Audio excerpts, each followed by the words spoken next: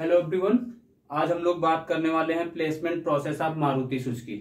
तो सबसे पहले इसमें आपको ध्यान देना है कि ये पोस्ट क्या है, और इसमें कई चीजें ऐसी होती हैं जो आप गलती ध्यान दें, नहीं तो गलती हो जाने पे क्या होता है, आपका फॉर्म रिजेक्ट हो जाता है। तो ध्यान ये देना है कि पोस्ट पहले क्या है, इसका जेईटी पोस्ट है, junior engineer training. Eligibility criteria क्या है, 10th plus diploma with more than 60%। फिर उसके बाद या फिर अगर आपके पास 10th 12 दोनों करके आए हैं तो कोई दिक्कत नहीं, 12th plus diploma with more than 60%, ठीक है। फिर इसके बाद देखिए यहाँ एक चीज हमने स्टार करके लगा दिया है, और ये परसेंटेज हमने रेड से इसलिए लिखा हुआ है क्योंकि ये आपको ध्यान देना है। उसमें सीधे सीधे नोटिफिकेशन में यही लिखा हुआ है कि 7, अगर मान लीजिए किसी का 59 है या 59.6 है, 59.8 है, तो वो सीधे लिखा हुआ है 59.7 इज नॉट इक्विवेलेंट टू 60%। इसका मतलब अगर आपका 60% नहीं है तो आप एलिजिबल नहीं है, बाद में वेरिफिकेशन में वो बाहर कर देगी। ये आपको ध्यान देना है, ये कंपनी ऐसी है। और आपको वैसे ही पता चल जा रहा है कि आप सैलरी देखेंगे तो आप खुद ही समझ आएंगे। और दूसरा कंडीशन यहाँ पे एक और हमने स्टार लगाया हुआ है, लिखा हुआ है candidate should between 18 to 23 year on 31 दिसंबर 2024। जैसे मान लीजिए जो अभी वहां पे जा चुके हैं, मतलब जो अभी बैच गई है 21 से 24 वाली बैच जो थी, जो अभी गई है फिलहाल, जब आपका ये जो आप वीडियो देख रहे हैं, वीडियो जब अपलोड किया गया है उस बैच, उस समय से आप देखेंगे तो जो उसके पहले वाली जो बैच गई है, मतलब 2021 में जो एडमिशन लिए थे और 24 में पास आउट हुए हैं, उनके लिए ये क्राइटेरिया थी। और जो अभी इस समय मान लीजिए जो अभी 3rd ईयर में होंगे, इस समय प्रेजेंट की बात कर रहा हूँ, 3rd ईयर में जो बच्चे होंगे उनके लिए क्राइटेरिया क्या रहेगा, 31 दिसंबर 2025, ठीक है। यहाँ 2025 रहेगा, उस समय आपका 23 साल से ज्यादा नहीं होना चाहिए, क्राइटेरिया ये लगा हुआ है। और मान लीजिए जो अभी 2nd ईयर में होंगे तो उनके लिए 2026 हो जाएगा 31 दिसंबर।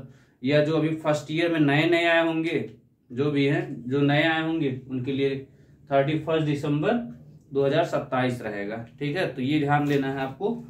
इसके बाद देखिए यहाँ पे आते हैं, एज रिलैक्सेशन वही लिखा हुआ है, हमने वहां पे रेड पेन से उसको डार्क कर दिया है। एज रिलैक्सेशन 18 से 23 ईयर। सैलरी जो है वो 4.75 लाख पर एनम, 4,75,000, 4,75,000 सफिशियंट है, ठीक ठाक है। मतलब हाईएस्ट पैकेज, आईआरटी की जो हाईएस्ट पैकेज कंपनी है ये आपकी मारुति सुजुकी है, यही सबसे ज्यादा देती है। या फिर अल्ट्राटेक देती है या टाटा हिटाची। अल्ट्राटेक तो 4 लाख देती है, और टाटा हिटाची तो देखा होगा 4,12,000 है स्टार्टिंग का, फिर उसके बाद बढ़ता है। तो ये आपका क्या हो गया, सैलरी इसका 4,75,000 पर एनम या पर साल आप बोल सकते हो। ट्रेनिंग पीरियड ये है आपका 6 मंथ अप्रॉक्स, एग्जैक्ट नहीं बता रहा हूं क्योंकि कई जगह से पता चला है, तो उस वजह से थोड़ा सा एग्जैक्ट इसके ट्रेनिंग का पीरियड मैं सही एकदम नहीं बता सकता, लेकिन बट ये है कि 6 मंथ से ज्यादा नहीं है, 6 मंथ से कम नहीं होगा, ठीक है, ट्रेनिंग पीरियड। क्योंकि अभी बच्चों से बात हुई है, एक बात हुई थी आपके टीपीसी मैकेनिकल के टीपीसी विशाल पटेल से बात हुई थी, और एक आप लोग नाम सुने भी होंगे और जानते भी होंगे, बिंदास मतलब बिंदास बॉय, या उसको बोलते हैं आशीष कुमार बिंद, ठीक है। आशीष कुमार बिंद बिंदास बॉय बोला जाता है। पहला लड़का था जो सबसे ज्यादा, मतलब एडिटिंग लेवल अलग होता था उसका, ठीक है। आप जो जानते होंगे उसके बारे में वो जान रहे हैं कि वो किस चीज की एडिटिंग के बारे में डिस्कस कर रहा हूं। तो उसकी एडिटिंग लेवल बहुत अलग होता था। कई बार बच्चे प्रॉब्लम में भी आ जाते थे कि भाई ये क्या हो गया, एग्जाम आ गया क्या। इसके बाद देखिए ब्रांच एलिजिबल मैकेनिकल भी होती है, मैकेनिकल, इलेक्ट्रिकल, इलेक्ट्रॉनिक्स। बट मैं इस रिकॉर्ड के बेसिस पे बोल रहा हूं। इसके पहले जो 2023 में जो बच्चे गए हैं, इसके पहले वाले बैच में, उसमें 42 बॉय, मतलब 42 स्टूडेंट गए हैं। 42 स्टूडेंट में मतलब यहाँ पे 5 स्टूडेंट उसके थे, इलेक्ट्रिकल के थे, जिसमें से 3 स्टूडेंट उसके इलेक्ट्रॉनिक्स के थे, और बाकी और आपके मैकेनिकल के थे। और जो अभी 2024 में गई है, इसमें इलेक्ट्रिकल और इलेक्ट्रॉनिक्स को नहीं लेके गई है, वो लेके गई है केवल मैकेनिकल को, 54 बच्चों को लेके गई है मैकेनिकल के, ठीक है। तो ये आपका इस बार का मैं 2023 और 24 का इसीलिए बता दिया कि भाई हो सकता है अगली बार इलेक्ट्रिकल को ले जाए, ठीक है, और इलेक्ट्रॉनिक्स को ले भी जाए, और हो सकता है मे बी इन फ्यूचर का मतलब आने वाले टाइम में प्लास्टिक ब्रांच को भी ले जा सकती है, क्योंकि कई ऐसे पार्ट्स होते हैं जो प्लास्टिक के भी यूज किए जाते हैं, तो उसको मोल्डिंग वगैरह करने में प्लास्टिक के बच्चों से अच्छा कोई नहीं जानता है। तो मोल्डिंग करने के लिए हम लोगों के लिए भी चांस हो सकता है, अभी मे बी कंफर्म नहीं मैं बोल रहा हूँ, लेकिन आपके लिए हो सकता है, प्लास्टिक ब्रांच के बच्चों के लिए भी खुशखबरी आ सकती है, ठीक है। प्रोसेस क्या होता है, फॉर्म फिलिंग होती है, ऑनलाइन टेस्ट होता है, टेक्निकल और नॉन टेक्निकल क्वेश्चन होते हैं, ठीक है।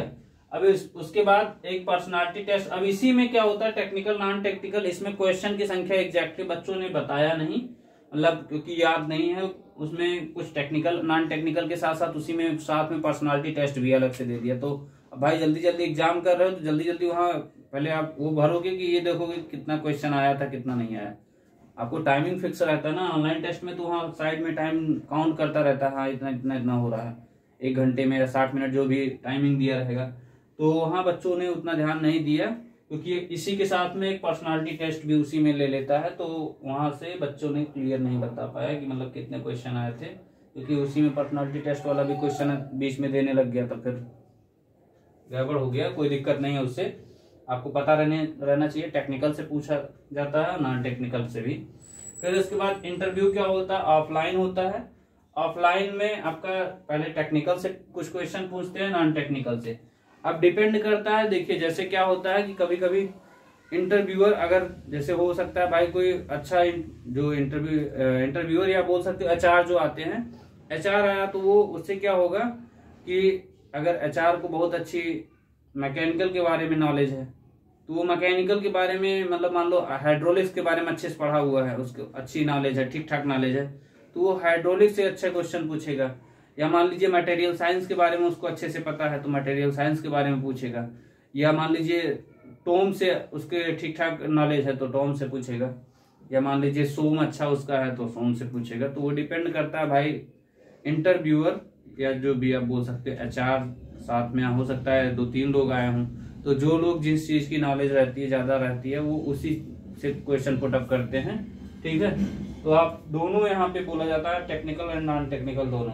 मेडिकल में क्या हुआ था, blood test, urine test, x ray, blood pressure, colour blindness and BMI. BMI में आपका ये भी हाइट वगैरह सब, ये बीएमआई जो आपका 18 से 30 के बीच में होना चाहिए, इससे कम नहीं होना चाहिए ना इससे ज्यादा होना चाहिए बीएमआई, क्योंकि वहां सीधे बोल दिया गया है बीएमआई के हिसाब से आपका जो वो रेंज होना चाहिए वो 18 से 30 होना चाहिए। तो आप लोग फार्मूला बॉडी मास इंडेक्स करके आप फार्मूला सर्च कर लेंगे, मिल जाएगा, तो वहां से आप अपना निकाल सकते हैं। फिर इसके बाद एकोमोडेशन क्या होता है, मतलब 10 दिन का आपको लग्जरी होटल में 10 दिन, जैसे आप आपका सिलेक्शन हो गया, सिलेक्शन होने के बाद आपको बुलाया गया तो आपको 10 दिन के लिए किसी एक लग्जरी होटल में आपको रखा जाएगा, वहां खाना पीना सब कुछ जो भी व्यवस्था रहेगी। फिर उसके बाद 10 दिन बाद फिर आपको बुलाया जाएगा। बुलाने के बाद आपको क्या करेंगे, मतलब कंपनी के आसपास उसमें मतलब आपको बोल दिया जाएगा कि भाई अपना व्यवस्था खुद से कर लो। इसीलिए तो भाई पैसा ये जो दे रही है लगभग 10,000 के आसपास वो इसी में दे देती है, 10,000 के आसपास, कि आप 10,000 में चाहे रह लीजिए चाहे आप जैसे कर लीजिए। अब 10,000 में भाई कोई छोटा रूम जाके ले ले, वैसे छोटा रूम तो वहां मिलेगा नहीं, मतलब सस्ता मिलेगा नहीं कुल मिला करके। तो जो भी बच्चे गए हैं वो लोग बता रहे थे कि सर ठीक ठाक हो जाता है, कोई दिक्कत नहीं है, अभी सैलरी वगैरह नहीं आई है, अभी तो गए हैं, आ जाएगी अगले मंथ, मतलब अगले मंथ क्या 10-12 दिन में आ जाएगी। तो फिर उसके बाद इसका फॉर्म जो फिलिंग होता है वो मार्च से अप्रैल के बीच में फॉर्म आता है, ठीक है। और इसका लोकेशन, प्लांट का लोकेशन क्या होता है, जब आपको भेजा जाएगा तो वो सोनीपत खरखोड़ा में भेजा जाएगा, ठीक है। यहाँ पे आपका प्लांट, बाकी वैसे आप गुड़गांव का नाम सुने होंगे, तो वैसे कंपनी गुड़गांव में है, ठीक है, लेकिन जैसे प्लांट अलग अलग जगहों पे होते हैं तो वो आपको यहाँ पे भेजा जाएगा Sonipat.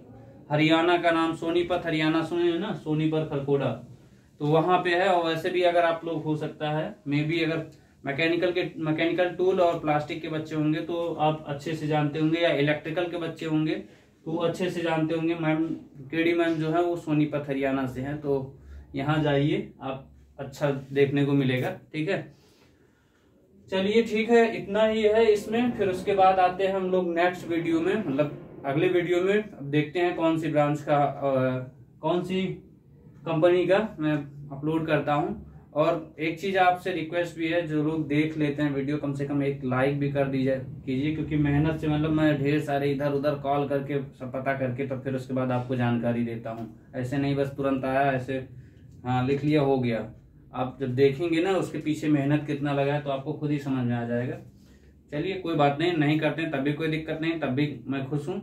Thank you so much.